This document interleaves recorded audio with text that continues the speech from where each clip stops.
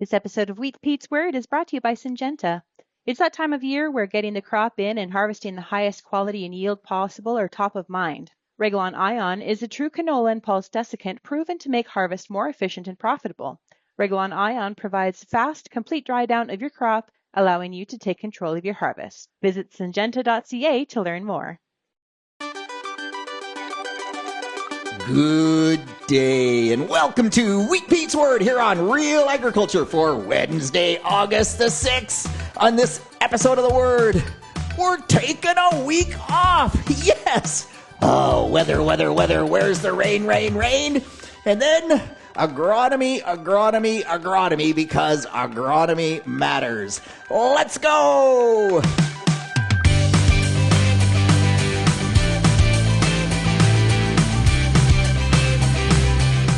Yes.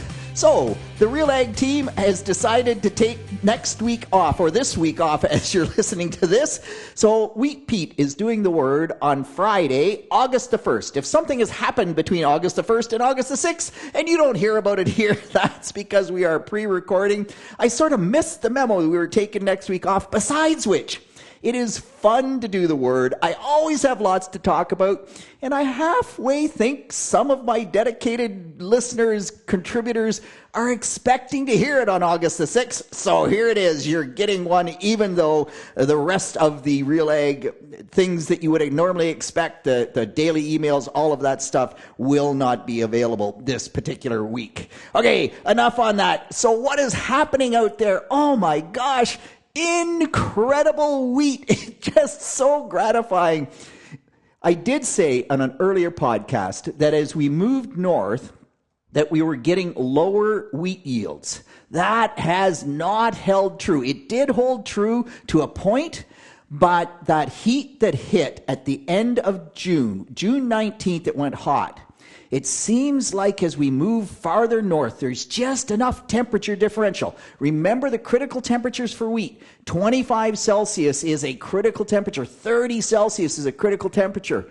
When we go further north, we did not cross the 30-degree threshold. We even had a lot more days under 25 degrees, and wow, there is some unbelievable wheat in Bruce County, Gray County. Growers that, would normally, if they break 100, they'd think it was pretty good. Some of those growers, 115, 118. I'm hearing some 130s up in that part of the world. That is awesome. And hey, by the way, it just makes me warm. My heart gets warm. The way that the outlook on wheat in the province of Ontario and actually the state of Michigan has changed, and maybe broader than that as well. But since we have the yen program, people pay attention. The Yield Enhancement Network, it is the Great Lakes Yield Enhancement Network. It's Michigan, it's Ontario. We've spread out to way further away than that, which is way cool. But Dwight from Michigan sending a message in the group WhatsApp chat for the yen group saying, 141 bushel per acre wheat. It's good, but it's not great. And I'm going, what a mindset change. That is incredible. Oh my gosh. By the way, Dwight, on Wheat Pete's farm, if he got 141 bushel wheat, it would be great wheat. But nonetheless, just awesome that we are paying that much attention and having that much fun. Meanwhile, we look at what is going on from a lack of rainfall. And I talked about this last week, but Jim from South Frontenac posting a video on Twitter. Oh my gosh, that is a huge ouch. And so they've had, essentially, he's in the heart of the dry zone, and he's shallow soils in that part of the world.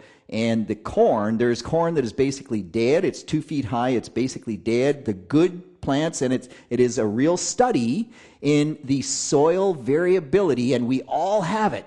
And Bobby asked me about this. He sent me some pictures, said, why in this field do I have good soybeans? Do I have poor soybeans? And I said, it's a subsoil thing. And then he says, okay. So they did tell me that there was a gravel vein that ran through here. And so, where you have gravel under, it doesn't hold the water.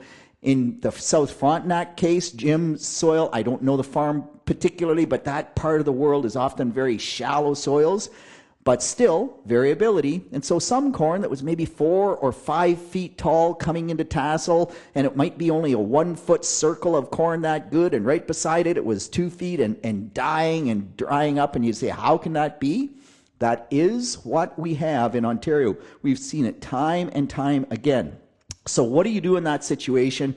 Well, Jim has those woolly beasts, just like Lindsay Smith here with Real Agriculture. He has sheep.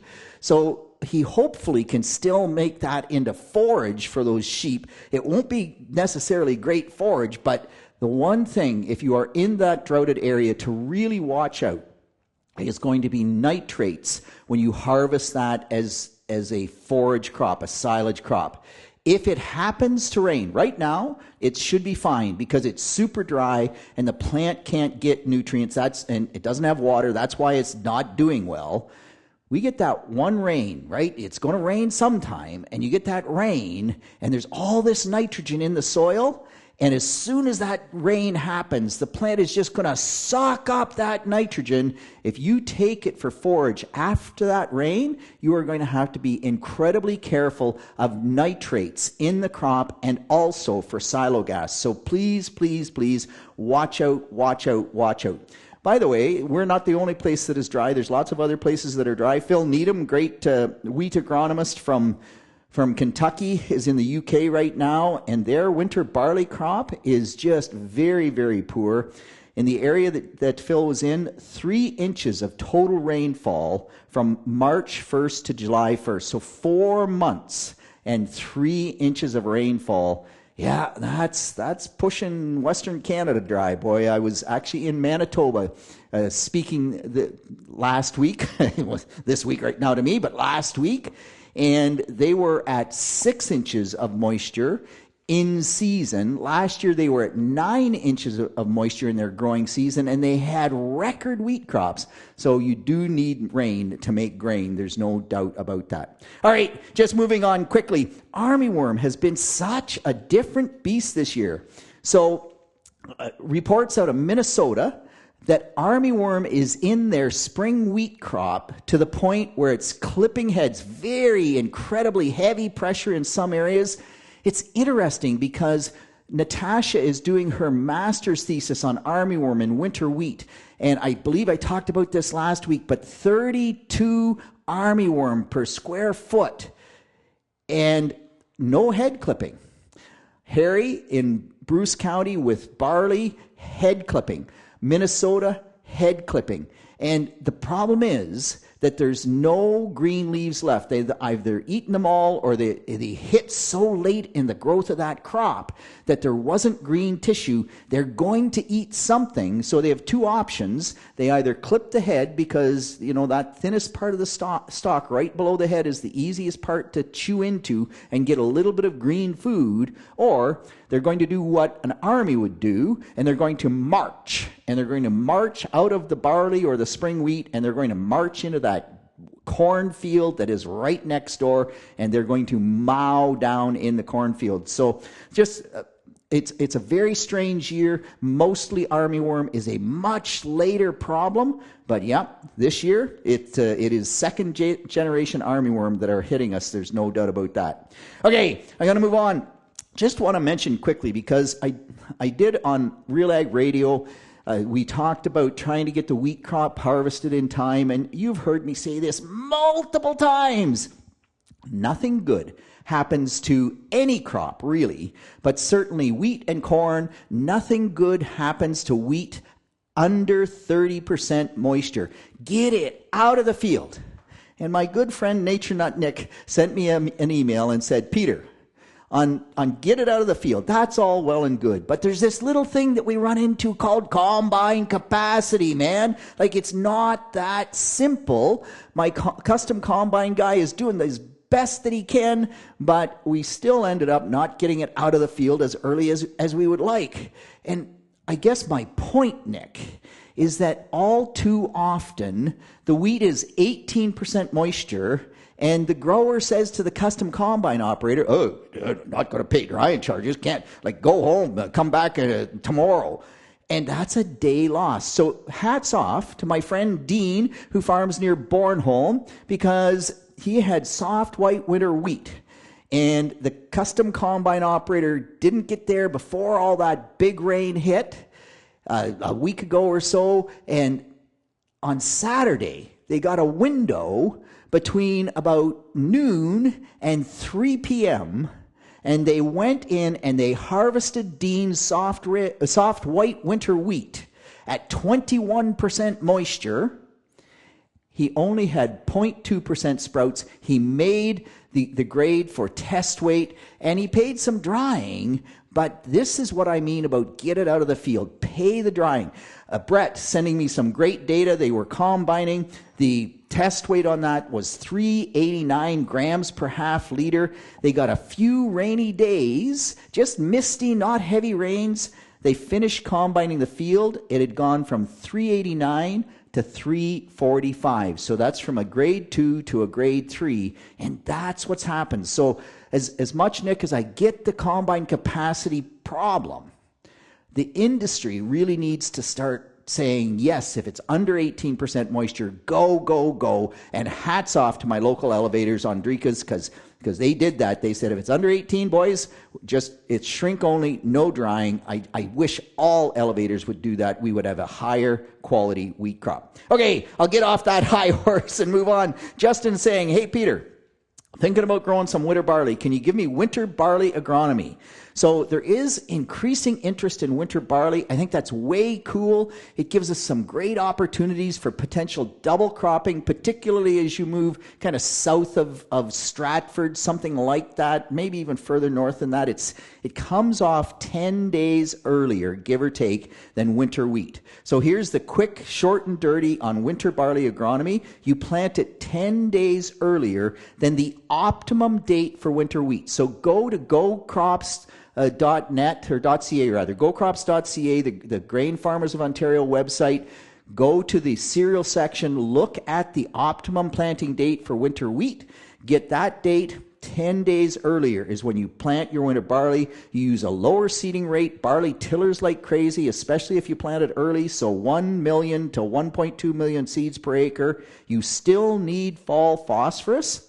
The interesting thing about winter barley and about barley in general is that with wheat, it's sort of like, don't worry about the potash, man. Potash, wheat, winter wheat in Ontario is almost unresponsive to potash. Barley's different. Barley is responsive to potash. If you have low soil test potash, you might want to add a little bit into the starter. Come next spring, she's 30 pounds less nitrogen. You do a fungicide, 1 or 2 fungicides. That will depend on disease and all those other things, but it does respond to fungicides. And watch lodging, because winter barley lodges like crazy. So it's fight lodging, fight lodging, fight lodging. That's a nitrogen rate thing. That's a growth regulator thing. You're planting it ultra early. That means it's ultra prone to lodging. So that is a big challenge there. Last, don't forget, when you plant that seed, it must be treated with an insecticide. Barley is highly susceptible to barley yellow dwarf virus. If you don't plant insecticide-treated seed, and again, we've covered this on the word many times, but it has to be insecticide-treated seed. And even then, I think we're going to have to start scouting for aphids in the fall just because it is that susceptible. Hey, just on planting date notes, Sean sending some data. Sean from Arthur doing some ultra early wheat planting, and his results, he says, are disappointing. He was expecting awesome things like bin buster, blow the doors off yields from ultra early planting, and no, his planting in the sweet spot the second week of September actually did better than his late August planting. And actually, Sean, the data supports that. The recent data out of Michigan State University, Dennis Pennington, hit the sweet spot. That's the highest yield potential. If you go earlier than that, you can manage it with seeding rate. That helps a lot.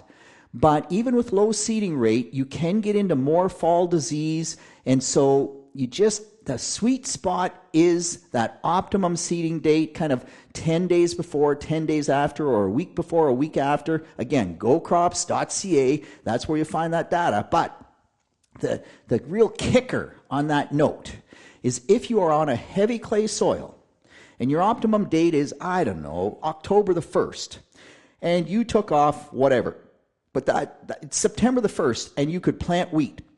And you're listening to this, and you're saying, well, I can't plant till maybe September 23rd, a week away from October the 1st. And you look at the weather, and there is a 10 inches of rain forecast to hit because it's been dry, and Mother Nature decides she's going to average things out. Yeah, go plant the wheat, because on heavy clay, it may never dry out if you don't get it in. So there are places where ultra-early wheat just needs to happen. Hey, Vidya asking, all right, I have hard red winter wheat. I took it off. I want to keep some for seed, but it was incredibly low protein. It's hard red winter wheat. It's 9% protein. If I plant that seed again, will the seed I produce from that seed be inherently low protein because the seed was low protein? And the answer is not a chance. The genetics of that seed is for higher protein than 9%. And you probably had massive yields to only have 9%, and it's a nitrogen dilution factor. So next year, plan for the massive yields, put on enough nitrogen, you'll get the 11.5 protein that you were hoping for. The protein in the seed is not going to have any genetic impact on what the potential protein level is of the grain that you produce. One interesting note on that, though.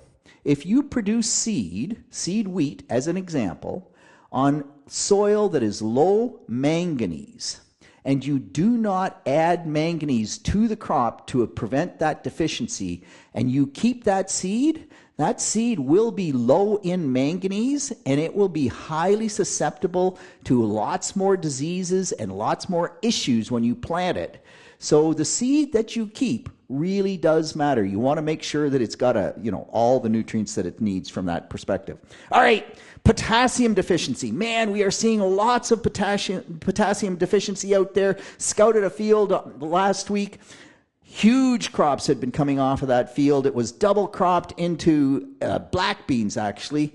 And in the very best areas of the field, in the low hollows where normally you'd expect a crop to be lush and green and gorgeous, oh my gosh, it was just potash deficiency.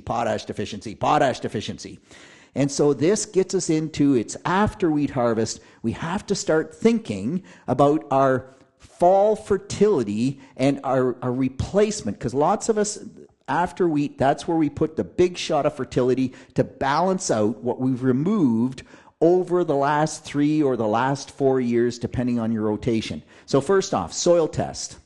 And if you have a high soil test, if you are looking at soil test phosphorus levels of over 35 or potash over 200, you really don't need to do anything to that soil. Those are high enough numbers. And with phosphorus in particular, if you're over 35, anything over 35, and I got to be a little careful because clays are different than loams, different than sands, but that's the critical level that we often think about, that if you're over 35 phosphorus, you become an environmental concern with phosphorus going out in the tile. So look at your soil tests, and soil test by region, by topography, because in my example, the knolls in general did not have potash deficiency, and you would expect them to be the poorer growth. The high yield areas is where we had that potash deficiency, and we see that repeatedly. So for goodness sakes, check your soil tests, do it by zones, and then get out there and replace what you took off. In many cases, we're going to be putting on high rates. In my own case, we will be putting on 400 pounds of product of potash, so 400 pounds of 0060, and we're going to probably be putting on about 200 pounds on average. We'll do it by zone, but 200 pounds of MAP as well, because we remove all that over the 3-crop rotation. We don't put it all back. We don't put it back every year, but you really have to look at that. And if there's specific questions, then certainly reach out, because I'm happy to answer them. Scott asking a great question. He says, hey, Peter, so you talk about nitrogen on oats. I need 50 pounds in order to prevent yield drag next year. So why 50 pounds? I was doing 30. Is 30 not enough? How does that just work? And so, Scott, the bottom line is, it's based on Dave Hooker's research and a group at University of Guelph, and they either did 0 or they did 50. And the 0, we got yield drag in the following corn crop. The 50, we got no yield drag, we got 2 times the biomass. And Scott says, well, if I got 2 times the above ground biomass, does that mean twice as many roots? And the answer is almost for sure yes. Your root growth is directly related to your above ground biomass. So twice as many roots for 50 pounds of nitrogen. And then we got about half of that nitrogen back the next year. Do I know if 30 pounds is good enough? No, because I only have 2 points. I have 0, I have 50. But at the end of the day, if I can get twice as much biomass and I'm trying to build my organic matter, build my soil health, man, I'm just putting 50 pounds on because I just think that makes sense. Well, I thought this was going to be a quick one because I've only got 2 days worth of stuff to talk about. But Rod's saying, Peter, I've got rye in my wheat. And where I went, I thought it was in the seed, and it's my own seed, but I went last fall and I planted a neighbor's, and there's no rye in his wheat, but I use cover crop rye. Is it possible that I am getting rye seed laying in the field dormant? I'm a wheat soybean rotation. After the wheat, I'm planting a rye cover crop, but there's no rye in the soybeans. Can we have that seed dormant in the soil for that amount of time? And the answer, Rod, is absolutely. In fact, my good friend Jamie, that I talk to quite frequently, last fall, he had winter wheat planted. There hadn't been wheat in that field for 2 years. It was wheat, corn, I believe black beans or an edible bean, and then back to wheat.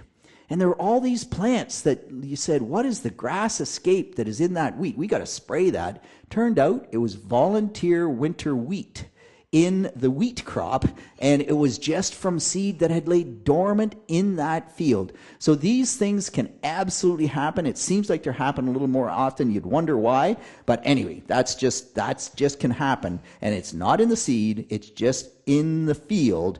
And it shouldn't be, by the way, a few plants of rye should not be an issue because rye is an obligate outcrosser. It means that it has to receive pollen from another plant. And if you've only got the odd plant in the field, you probably don't have enough pollen to give you any seed in that head. But, all you can do is go check those rye heads. William saying, hey, Peter, William from Quebec, here's a plot for you. We used a seaweed extract. We were incredibly dry through grain fill. We also used some foliar fertilizer products.